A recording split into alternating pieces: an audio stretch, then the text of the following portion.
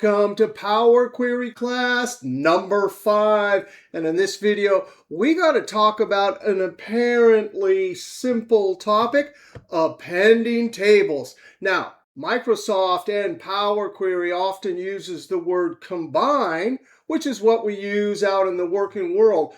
But the real verb for taking multiple tables and appending them into a single table is append. So that's what we're going to do in this video. Not only that, but we'll get to see the amazing Table.Combine function, which really should be called Table.Append. Now, just as we've done in earlier videos, you download the zip folder below the video. This is the folder for this video, and here's the files. Don't forget those PDF notes. This file we're going to use to import two Excel tables.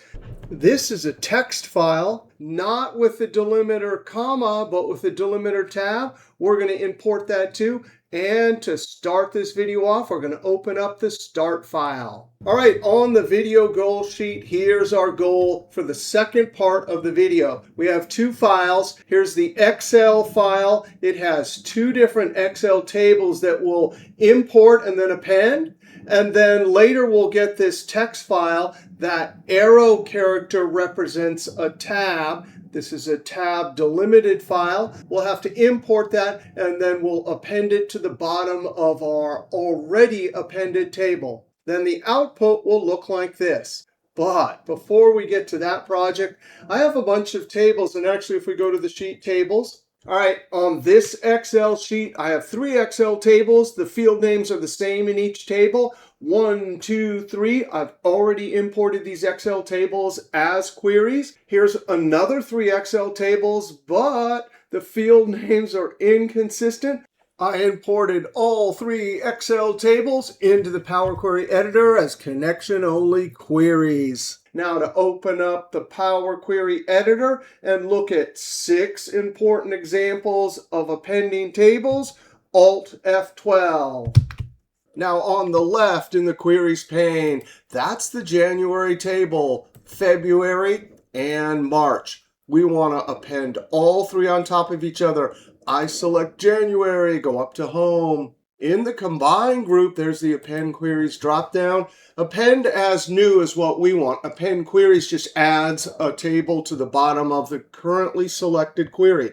We want new, so we select Append Queries as new. And we can select 3 or more. You can see January's already over here. Select February on the left. Click Add. Now it's on the right. March, Add. And when I click OK, that is the thing of beauty. And look up in the formula bar. Table.Combine, in the very first argument, there's that list syntax again. That's a list M code value that allows us to put multiple items into one location. And the first argument of Table.Combine has 3 tables, and bam, there's the result. Let's rename the query. And let's notice the data type is missing for column U. If we go back over and look at January, text, text, whole number. February also has the same data types, but March, there it is. It's missing a data type. And if we look up into the formula bar, we can see just 2 columns got the data type. Now, the cool thing is, if we change it here, it will flow through to our appended table. So we select the data type icon, click on whole number. I can see it added up in the formula bar, and bam, there it is. It flowed through to the appended table. All right, the 2 things we've learned are we can use Table.Combine when the source tables all have the same field names to append a table. And then second, we learned that data types matter. We were missing a data type, and so we went back to the source, changed the data type there, and it flowed through to the appended table. All right, the third thing we want to learn is we're going to select January ICFN, inconsistent field names. We're going to see what happens if we merge tables that don't have the same field names. Home, Combine, Append Queries dropdown. Let's do append as new, 3 tables. February ICFN, add. We'll do March. Click OK. And Table.Combine is just never going to append columns with different field names. Now here we have XXX and P, but oftentimes it's P with a space and it's kind of hidden. So anytime you see this pattern, a bunch of nulls in columns that should be appended one on top of the other, that indicates you have inconsistent field names. Now later we'll come back, fix the field names in the source tables, and watch the appended table update to 3 columns. But before we do that, we're going to rename this query, and we want to see a fourth important topic. Now notice we use Table.Combine in both of these examples, but guess what? You can use the ampersand. Now the ampersand is the join symbol. In the Excel worksheet, all it does is join. In Power Query M code, that ampersand does different things depending on the M code value. If we use the ampersand to join table values, it does append. Later we'll see that the ampersand actually joins date and times into date time values. And actually in video number 9, we'll study each individual M code value, and we'll learn that each M code value has their own set of operators. So the ampersand will do different things depending on the underlying M code value. But for tables, that ampersand appends. All right, so we're going to try this. We want to create a blank new query. Home, new query, new source, other, and blank query. Up in the formula bar, it's waiting for our formula. Equals January table, ampersand, February. There's the table. And the ampersand. There's the March table, and when I hit enter, it does exactly the same thing as Table.Combine. Now let's try it again. The 5th example, home, new query, new source, other, and blank. Now let's see what happens if we use the inconsistent column names with the ampersand.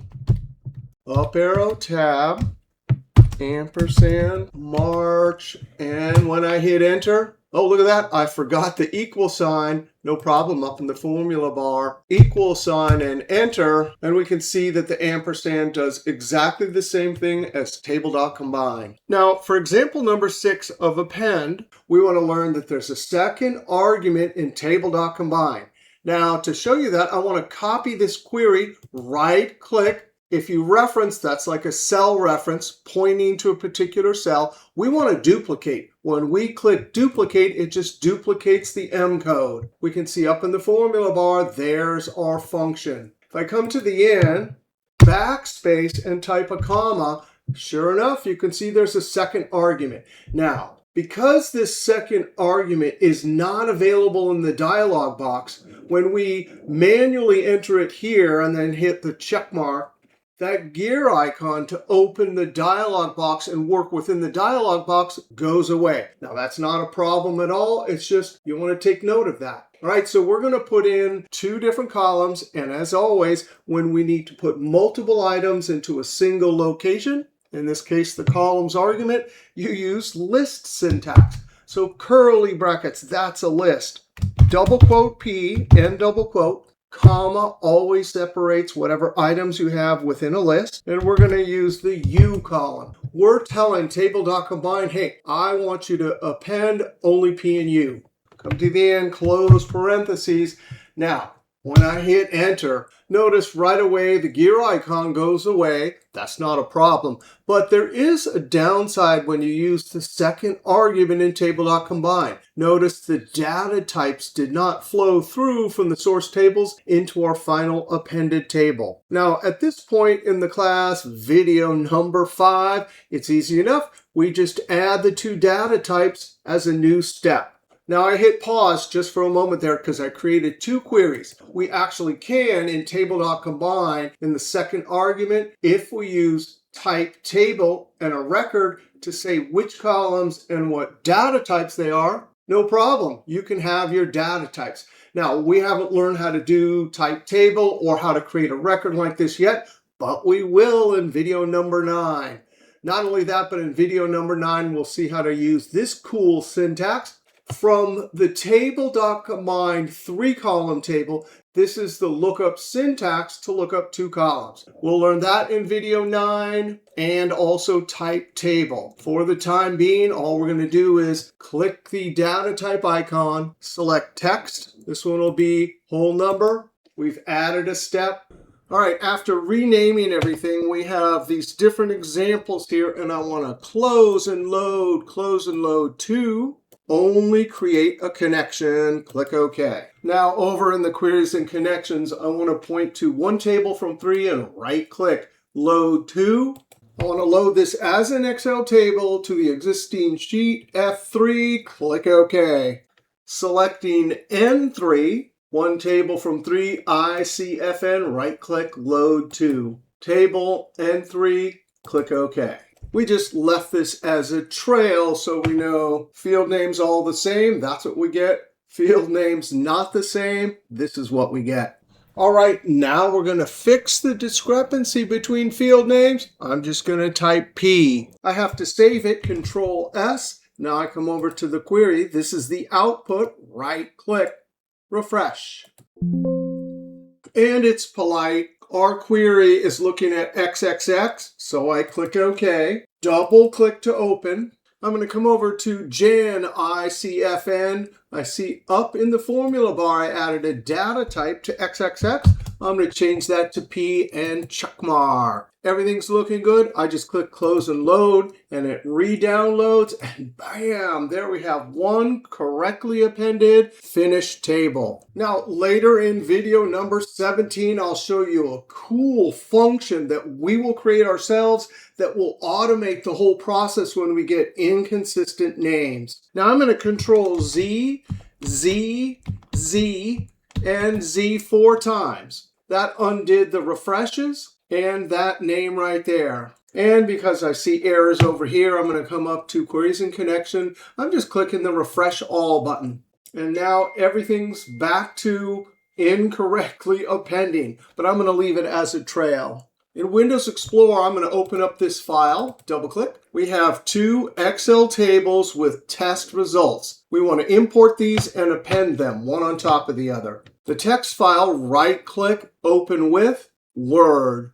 It wants to know what file type. That's the file type. Click OK. We just did that so that we could see home, paragraph, turn your non-printing characters on. If you turn them off, you can't see the arrow. If you turn them on, that's an arrow that indicates that the delimiter is a tab. Data ribbon tab, get and transform, get data drop down from file, from Excel file. Navigating, I see the file, double click. In the navigator window, I want to select multiple items, first and second. Click transform data. And it's polite, it created 2 different queries. And now we want to append first and second test. I select first test, home, over to combine, append queries. We want new. We only have 2 tables this time, first, and the second table will be all the way at the bottom, second test. Click OK. And we have both tables into one. I'm going to rename this all test scores and enter. Now, later when we get another file, well, it's that text file. So home, new query, new source, file, and text. There's the file. Double click. Make sure we have a tab delimiter. Click OK. Notice it doesn't say transform data because we started this query inside the editor. OK. And let's rename it third test and enter. Now we can go back to all test scores. And rather than going to home, over to combine queries and adding a new step, we can just edit the existing step. And we can do it 2 ways. Up in the formula bar, I see Table.Combine has both tables, but I'm using the gear icon. Select 3 or more tables, select March, and when I click Add OK, now that list in the first argument has 3 tables. As an alternative, if we didn't want to use the dialog box, well, it's simple enough. We come up to the formula bar, and we're going to amend the list in the first argument of Table.Combine. Comma separates items in a list. I type third, I see it there, tab. So now we have a list with 3 tables, and when I click OK, Table.Combine does its thing. I can see all the way down to test 3. Now, I want to sort this, and I want to sort it by student, and then within student, I want to sort test. So I come up to the drop-down, Sort Ascending. Up in the formula bar, you can see Table.Sort. Now, the first argument contains the source step. That's the previous step. That's the table that the sort function is acting on. And then there is our list, because for each column, we need to tell the function Table.Sort which column and how to sort. That's the inner list. When we come over and watch up in the formula bar, when I sort test, A to Z, bam, it adds a second list, the name of the column and how to sort. But because we have 2 columns, each with 2 items, that's what the list within the list syntax does. It allows us to deposit 1, 2 things for the student column, another 1, 2 things for the test column into the second argument of Table.Sort. When Microsoft created M code, that list within a list syntax, boy, is that clever. All right, after renaming everything, we are ready to load. Close and load 2. We have 4 queries, so right off the bat, I'm just going to say only create a connection, click OK. And then we definitely want our all tests on a new sheet, so right-click the query, load to a table on a new worksheet. Click OK. And bam, there it is. All 3 tests appended one on top of the other, imported from external files. All right, in this video, we had more fun with the append action than we thought possible. We saw how to use Table.Combine with a list of tables. We saw what happens when the field names don't match up. We saw that we can actually do Table.Combine, but with the ampersand.